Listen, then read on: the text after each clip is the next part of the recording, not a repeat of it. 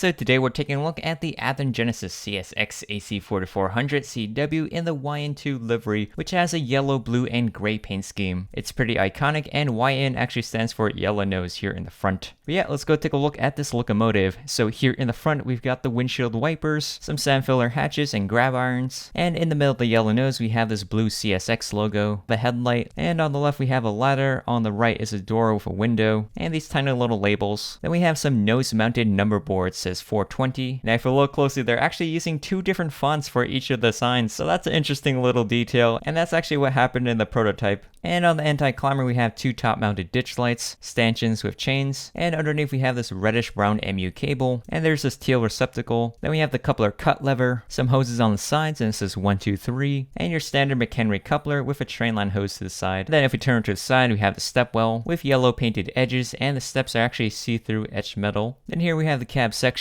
It does have this round window in the front, and then two larger square windows, and a sunshade on top. And it does come with a cab interior, but the windows on the sides are tinted, so you can't really see that much. And in the front, you can actually make out the event recorder hanging from the top. And below the cab window, we have the road number 420, an AC lightning bolt, a small cab vent, and CSX calls this the CW44AC. And here's a tiny American flag. Then we have some air conditioner vents, a jacking pad, and on the bottom we have this GE steerable truck with 3 axles. It's nicely detailed, and in the front you can actually see the standing lines. They're actually independent from the truck. There also is this yellow print that says 8716, and on the sill we have some yellow FRA stripes, but since it's yellow on yellow, it's hard to tell. There also is a steel bell mounted on the side of the fuel tank. Then behind the cab we have the AC inverter cabinet, conductor's side window, some railings going across, and on top we have 3 air intakes for the dynamic brakes. You can see some rivet detail and some molded in parts, and these little holes. And you can see these panels make X's, and here's the central air intake, and some yellow painted grab irons, tiny little labels to step, and the capacitor box. On the fuel tank we have some detail, the emergency fuel cutoff switch, a digital fuel gauge, the fuel fill, and the other gauges. And here's the rest of the fuel tank. Under the sill there's actually wiring going across, and in the middle we have this blue CSX logo. And it is interesting, the panel lines are not painted blue, and I just realized for the first time there's arrows in the X. Then in the back we have the radiator section. There are lots of vents, handbrake in the middle, and the bottom vents are see-through with etched metal holes, though you can't see anything from the top. Then we have this handbrake chain to the side of the truck, which is actually made of real chains. And here's how it looks like taut, so it kind of limits the range of motion. And a bit of the paint is coming off, so you can see a bit of the copper inside. And the bottom moves as well. Alright, now let's go check out the back. This one also has a yellow face. In the middle we have the headlights, lifting points on the sides, and there is this line going across. It is interesting that they decided to make this 2 separate pieces. Then below we have the sand filler hatch, and a grab iron ladder on the left. Now while editing this video, I realized this ladder is actually kind of weird. It actually shifts in the middle, and that turned out to be a prototypically accurate detail. But it's not a universal thing. Then to the sides we have the road number 420, the CSX logo, and a walkway light, and there's a latch very close to it. Then we have a gangplank in the middle, and at the bottom we have some MU cable receptacles, and they're all painted in different colors. And this red one actually sticks out quite a lot. A lot of the same thing in the front, yellow grab irons, and there's some spare knuckle couplers to the sides, and they painted the middle parts brown. Now let's go check out the engineer's side. So on this side we have a different set of vents, and hanging below the sill we have a tow chain. This one is a different style from the other chain because it's just plastic, just one piece. Then move along we have the silver prime air dryer. Then we have the 2 air reservoir tanks. You see it has stickers and some pipes in the middle. Then further along we have the dynamic brake vents. I think you can see a little bit inside. Then we have this battery box step up. See the railing goes up, and there's this access door to the side. And in the light you can see those X panels. It is interesting they painted this stripe on the battery box, and it's used to match up with the gray part on the body. Then down here we have the spitter valve. And inside the cab windows we have some side view mirrors. There also is this cab door with a windshield wiper, watch your step. And in the front we have some GE builder plates. Yeah, they're not legible. Alright, that's it for this side. Now let's go check out the top view. Alright, so in the front where we have some nice treading detail, and here's the top of the hood. Now one gripe I have about it is that it's painted blue, and if you look at pretty much every single CSX AC4400, you'll see this gray anti-glare paint on top. Now there are a couple photos when it was as delivered they didn't have it, or the paint wore off, but in their official announcement they actually painted it gray, so I was confused why this one didn't have it, and that's actually why I bought this over the ScaleTrains one, so I am a little bit disappointed. Anyways, next on top of the roof we have some PTC antennas, and there's a blue hatch here,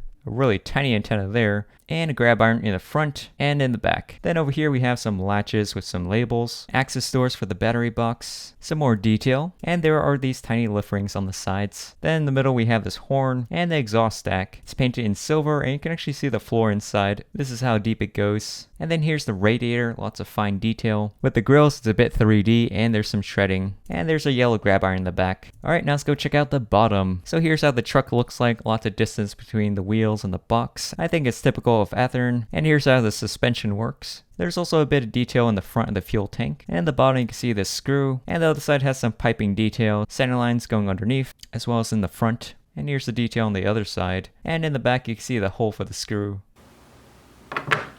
So these are both AC4400s, Athearn CSX versus ScaleTrains Canadian Pacific. Now for the similarities, they both have nose-mounted number boards and GE steerable trucks, but there are a lot of differences. CSX has wide stanchions, while CPs are closer together, and it has a chain for the MU cable. This one has sunshades, while this one does not. CSX also has an air conditioner, which is not present on CP. You can see the number of air intakes 3 versus 2, and the central air intake is moved. And the horns have different styles, K5LA versus K3LA. And for the exhaust stack, ScaleTrains has a black inside, and can go in pretty deep, compared to Athearn where it's just silver and you can see the bottom, and the hole is pretty shallow. In the rear you can see the fan in the ScaleTrains one, but on Athearn you can't see much except a little bit on the bottom. Athearn uses real chains for the brake chain, while ScaleTrains is fixed and splits apart in the middle. The wheels also have this brown weathered face to it, while the Athearns have blackened ones. The radiators also look different. ScaleTrains is a bit thin, while Athearn's just a tad bit thicker. Now for the back, you see the CSX has the regular 2 headlights, while CP only has 1, and the placement of the sand filler hatches are different. On Athearn, you can see these are 2 separate pieces, while ScaleTrains they're molded as 1, which it should look like. And the spare knuckle couplers are on different sides, and CP has a deck-mounted receptacle. The ScaleTrains grab irons are also a tad bit thinner than Athearn's. And the CP has a newer air dryer filter, while CSX is older. Also for the piping between the air reservoir tanks, the CSX one looks more simpler. Also, I think it's a CSX thing to have tow chains in the back. There also are hooks underneath the cab, which I think hold the chains as well. That is not present on CP. And on ScaleTrains, this arm is actually a separate piece, so if you look at it from the side, you can see there is a gap between that and the frame. While on Athearn, there is no gap, it's all molded in. The CSX also doesn't have these grab irons behind the cab. The PTC antennas and the vents on the side of the cab are also different.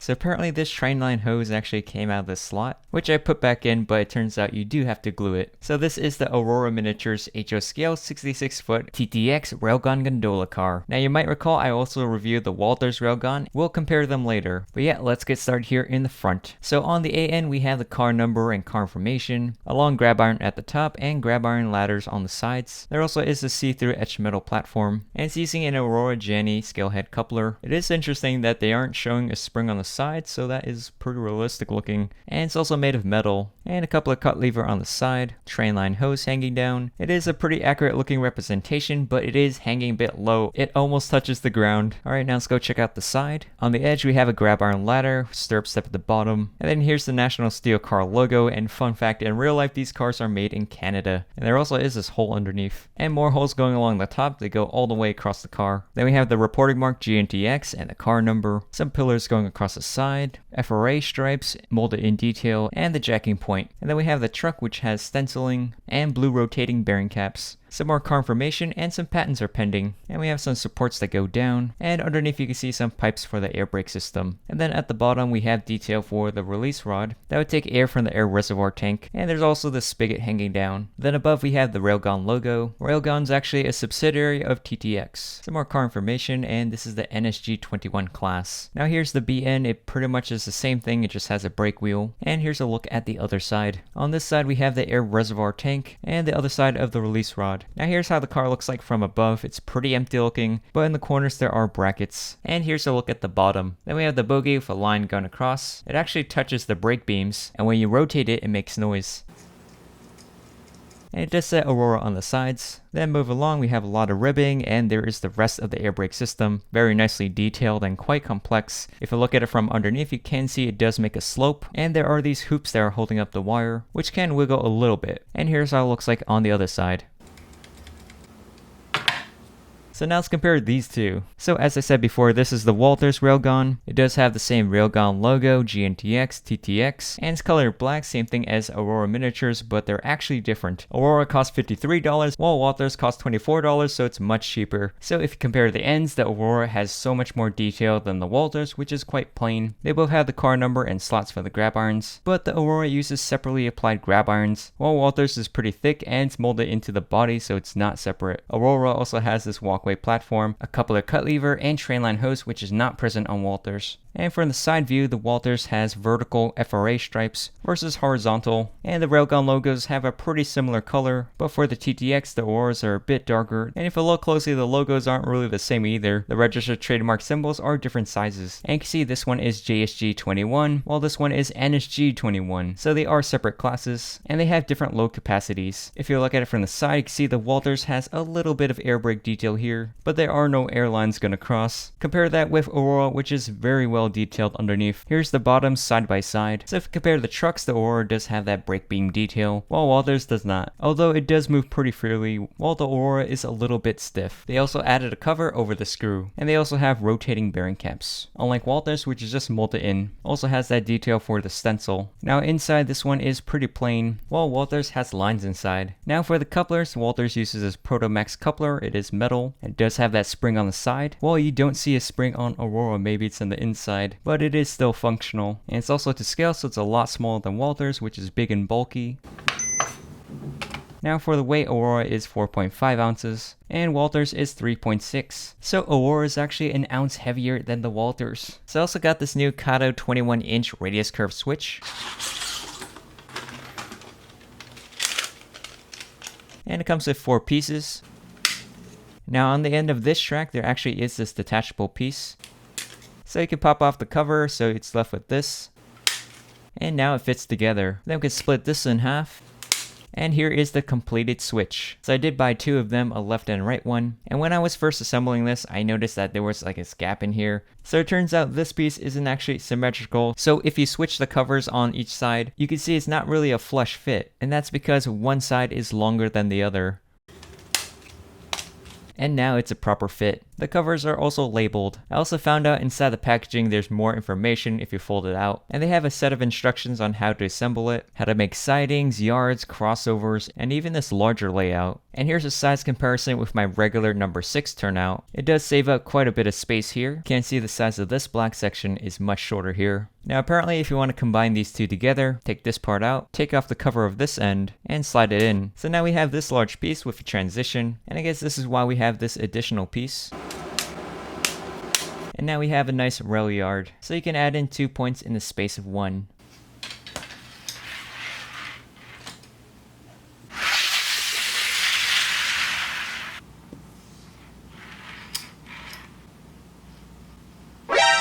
Now this train line hose actually touches the switch, and I realized it's because there's a sprue hanging off the edge. Compare that with the other side. So after I cut it off, it doesn't snag anymore.